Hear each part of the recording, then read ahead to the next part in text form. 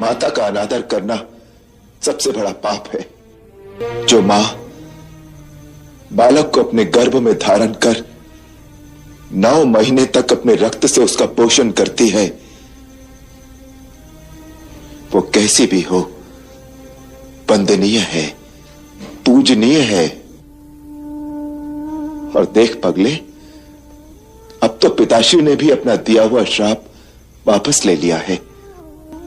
उन्होंने माता कैकेयी को क्षमा कर दिया है। राम? हाँ मां, मैं सत्य कह रहा हूं। लक्ष्मण और सीता भी इसके साक्षी। यही तो विडंबना है मेरे भक्त। मनुष्य जब गलत रास्ते पर पग धरता है तो उसे ठोकर लगती है।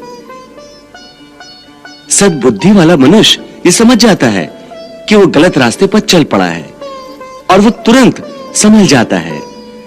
परंतु पापों के कारण जिनकी बुद्धि भ्रष्ट हो जाती है, वो बार बार ठोकर खाकर भी ये बात समझ नहीं पाते कि ये उनके करने का फल है।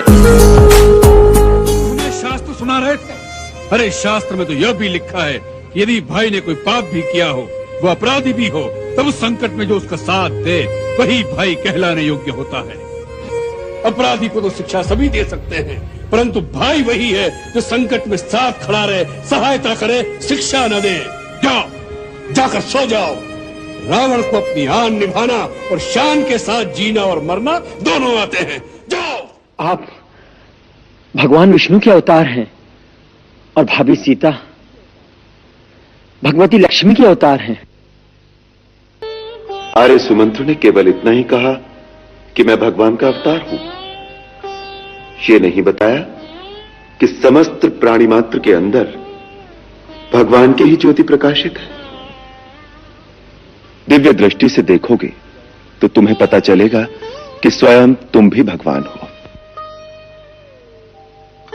उसी प्रकार आर्य सुमंत्र भी भगवान का ही रूप है। जैसे बहुत से घड़ों के अंदर यदि पानी भरकर रख दो तो उन सब के अंदर एक ही सूर्य का प्रतिबिंब प्रकाशित होता है।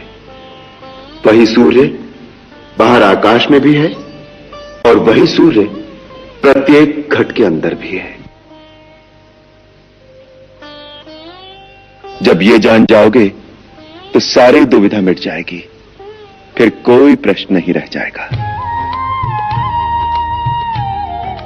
भविष्य का ज्ञान होना या न होना कोई बड़े महत्व की बात नहीं है। योग की साधना से कोई भी प्राणी त्रिकालदर्शी हो सकता है। सबसे बड़े महत्व की बात है कि दुख और सुख के समय प्राणी कैसा व्यवहार करता है। वो भावना की चोट सहकर भी अपने धर्म, अपने कर्तव्य पर स्थिर रहता है कि नहीं।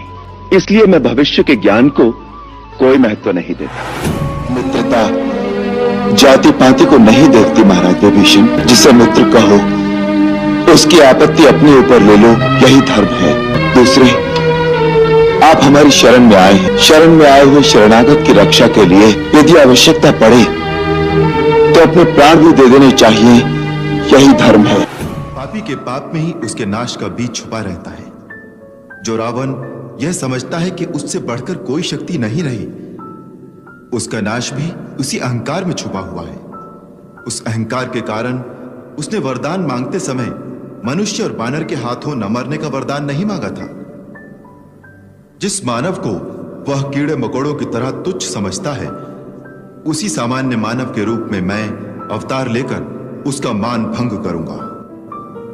हम अपनी कलाओं सहित अयोध्या नरेश दशरथ के घर में जन्म लेंगे और असुरों के अत्याचारों से पृथ्वी की रक्षा करेंगे, ताकि धरती पर जहां भी लोग सत्य और धर्म का साथ दें, वहां उन्हें एक ही विश्वास हो कि अंत में सच्चाई की जय होगी।